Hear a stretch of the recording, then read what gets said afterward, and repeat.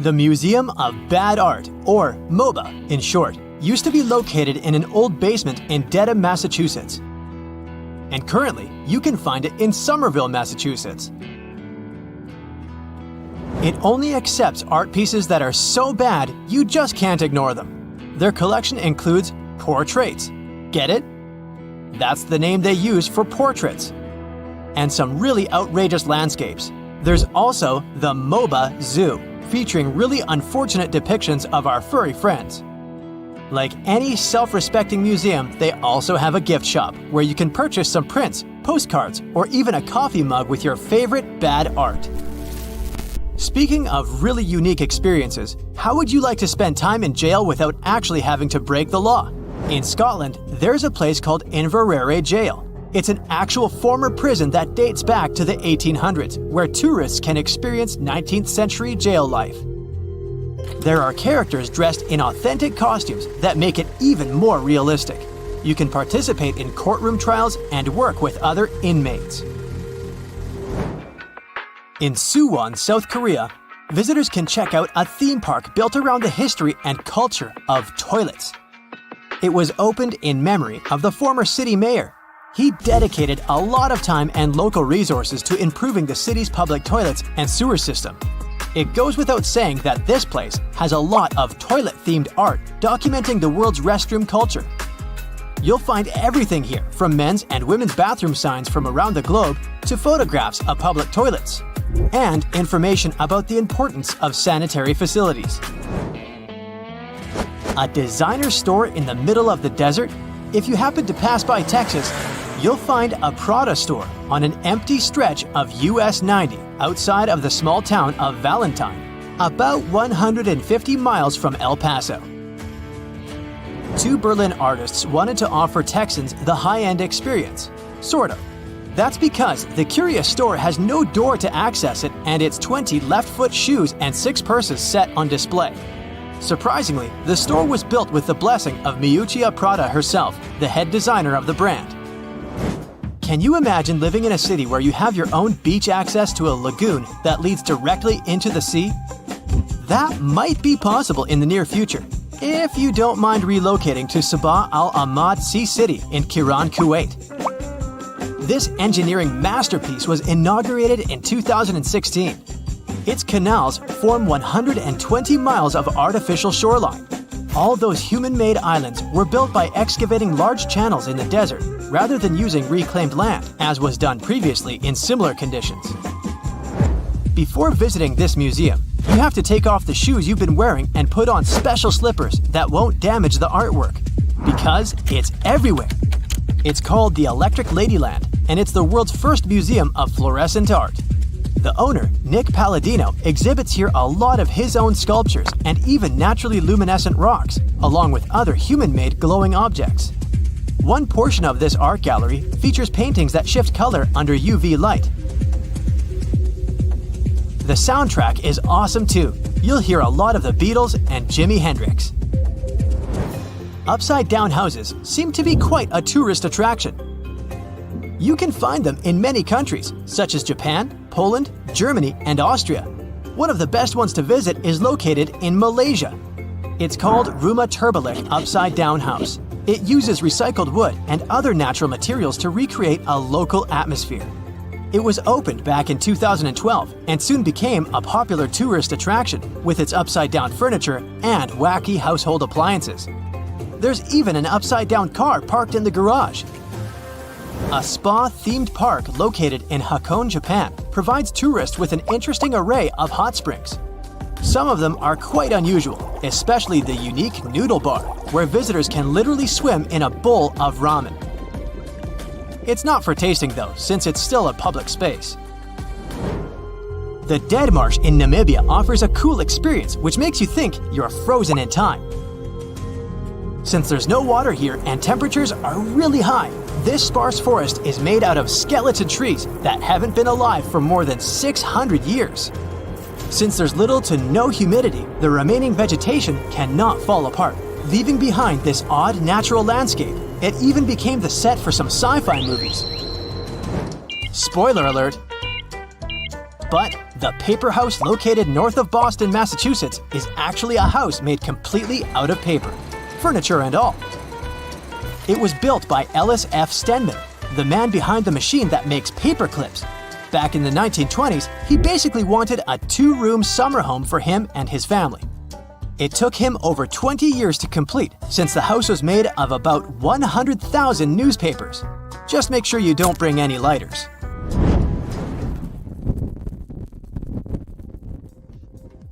Cappadocia Cave Hotel in Turkey is a great place to stay for both history buffs and people who are into modern and luxurious decor. All of the rooms and suites are located inside the local cave dwellings dating back to the Roman and Byzantine periods. Cappadocia is also famous for its hot air balloon tours. One of the reasons is because it's not very windy here and the view of the city is really beautiful, especially during sunset.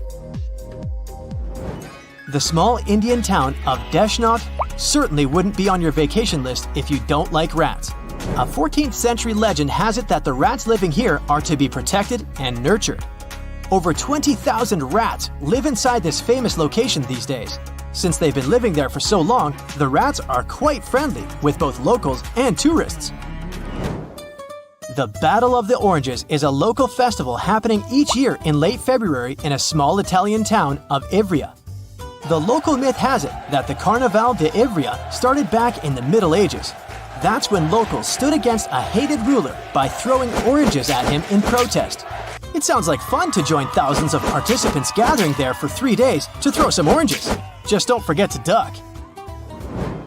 Socotra Island in Yemen was separated from mainland Africa more than 6 million years ago. That's probably one of the reasons why this secluded island looks more like the set of a fantasy movie than a real location. The island has some incredible and unique flora. Most of the plants and trees that grow here are not found anywhere else in the world. Like, for example, the ancient twisted dragon's blood tree or the bulbous bottle tree. Japan's Tashirojima is rightly nicknamed Cat Island, since it has a population of 100,000 humans and almost 4 times as many felines. The cats were initially brought here since the island produced a lot of silk, and mice like silkworms a lot. More so, the cats were seen as a sign of good luck. There are even cat-shaped cabins for tourists to settle in, and it probably goes without saying that dogs aren't allowed there. There are about 1,700 weirdly shaped hills in the middle of Bohol Island in the Philippines. They're so unique that you might easily mistake them for human-made. They are, however, part of the UNESCO heritage, since they are naturally made out of coral deposits and shaped by rainwater erosion. Because of their quirky look, they earned the nickname of Chocolate Hills, since during the dry season, their exterior goes from lush green to brown. Big fan of cascading pools? Then make sure to check out another UNESCO World Heritage Site located in Pamukkale, Turkey. The name means Cotton Castle in Turkish. It's set in the ancient ruins of Hierapolis, a city that was built around the pools. Their crystal clear waters cascade from natural springs down to white travertine terraces. The view is so beautiful that you won't know what to do at first. Take a picture or jump in. You're standing in the middle of a vast, empty desert in Saudi Arabia. But in the middle of that emptiness, 2 enormous mirrored skyscrapers rise side by side, in perfect parallel to each other. This isn't just some sci-fi concept, it's the line, the centerpiece of Saudi Arabia's boldest urban project yet. Now, Saudi Arabia is already home to some of the most ambitious architecture in the world, from Riyadh's King Abdullah Financial District to the iconic Abraj Al Bayt Towers in Mecca. They've been working hard for years. But the line is in a league of its own. This project was announced in 2021, and it is part of a larger vision for the country's future called Neom, a $500 billion mega project designed to redefine how people live, work, and interact with the environment. I mean, what could go wrong, right? Well, I don't know. But Nadmi Al Nasser, the longtime chief executive of the ambitious project, has recently departed. Suspicious. Even more so because Neom's statement issued soon after did not give any plausible reason for his departure. Then, the line project itself was originally expected to cost around $200 billion. But by 2024, that number had skyrocketed to a mind-blowing $2 trillion. That's about twice Saudi Arabia's entire GDP. And if you ask independent experts, they think it could end up costing even more. At first, the plan was to build about 10 miles of the project and have 1.5 million people living there by 2030. By now, the expectations are way more modest. Only just under 1.5 miles are likely to be done by 2030, with fewer than 300,000 residents. The project has come across a lot of problems along the way. Engineering issues and management problems have caused major delays, and progress hasn't been as fast as hoped. And now, let's figure out what exactly is the line. It's a literal city made up of 2 parallel skyscrapers, each towering 1,640 feet high. That's higher than almost all the tallest skyscrapers in the world. These skyscrapers are 656 feet wide and stretch for a mind-boggling 106 miles across the northwest of Saudi Arabia, right near the Red Sea. The most astounding thing? The entire city is actually within this one structure. There are no cars, no roads, no emissions. But we'll go into detail a bit later. The complex is supposed to house 9 million people, and all of this running entirely on clean energy. Such a project aligns perfectly with Saudi Arabia's ambitious Vision 2030 plan. The outside of the skyscrapers will be covered in mirrors that will reflect the surrounding desert landscape, creating an almost seamless blend between the city and its surroundings. Inside, there will be lush parks, cascading waterfalls, flying taxis, and even robot helpers to take care of everyday tasks. They're also planning to make an artificial moon as part of the city's design. One more thing that makes the line so unique is its design. Unlike traditional cities that spread out horizontally, the line is vertical. Everything, homes, offices, parks, schools, shopping centers, are stacked on top of each other in layers. This means that residents won't need to travel long distances to get what they need. In fact, the designers promise that all amenities will be within a 5-minute walk from anywhere in the city. And while it's compact in width, the city's vertically layered structure means it can comfortably fit all 9 million residents, while leaving plenty of room for parks, natural spaces, and modern conveniences. There's even a plan for year-round climate control, keeping both indoor and outdoor spaces at comfortable temperatures, no matter how harsh the desert weather gets.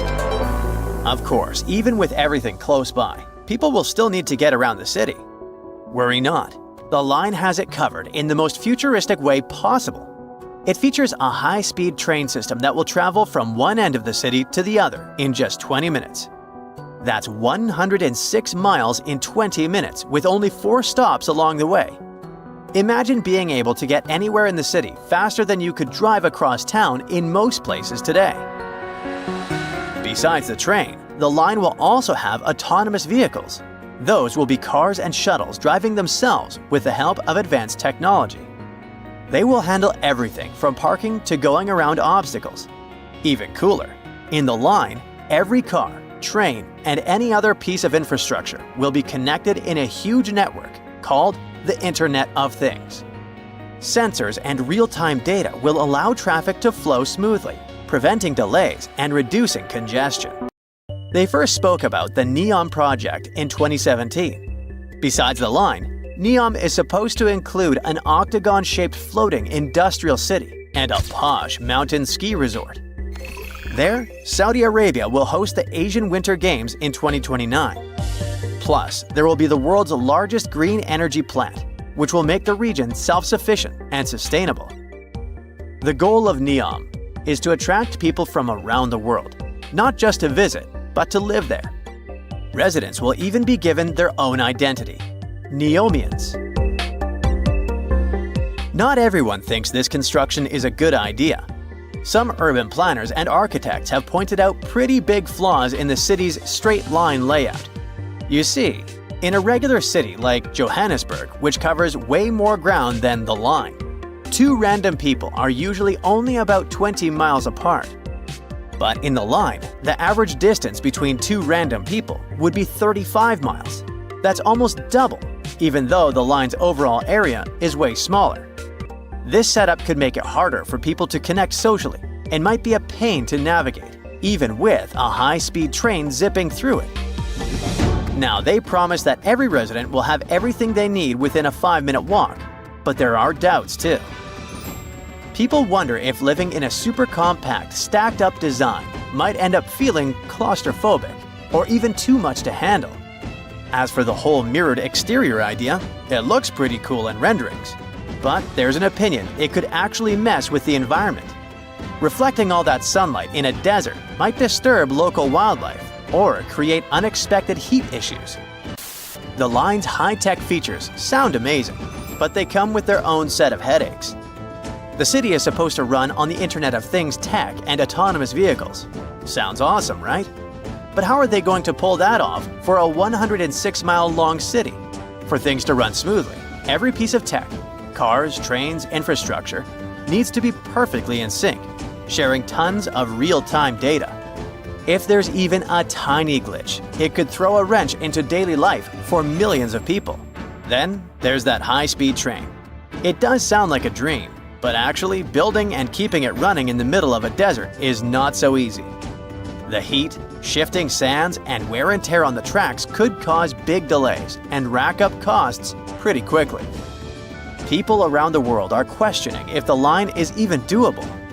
The first inhabitants were supposed to start living there by 2030, but there are reports about scaling the project back, so that deadline feels like a big stretch. There's also a sustainability issue. The line is supposed to have zero emissions and 100% clean energy. But building something so massive is bound to take tons of resources.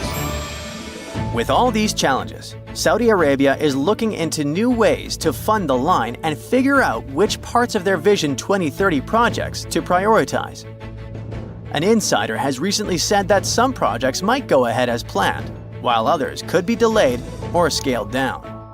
This lines up with what Ali Shahabi, who's on Neom's advisory board, has said. He admitted that the Vision 2030 goals were always meant to be super ambitious, like almost too ambitious. But he argued that even if they only pull off part of it in time, it'll still be a big deal. That's it for today. So hey, if you pacified your curiosity, then give the video a like and share it with your friends. Or if you want more, just click on these videos.